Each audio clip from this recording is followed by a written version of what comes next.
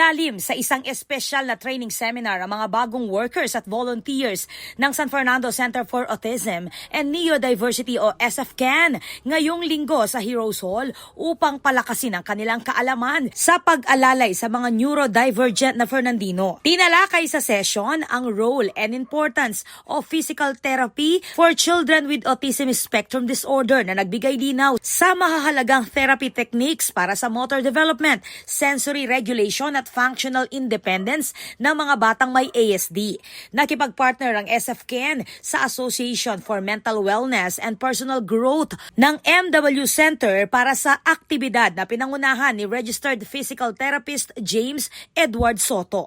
Nagbigay siya ng malalim na diskusyon at praktikal na gabay upang masigurong handa ang mga kalahok sa aktual na pag-assist sa mga batang may autism. Tumanggap ng certificates of participation ang mga dumalong workers at volunteers bilang pagkilala sa kanilang dedikasyon sa pagbibigay ng mapagkalinga, may alam at epektibong serbisyo.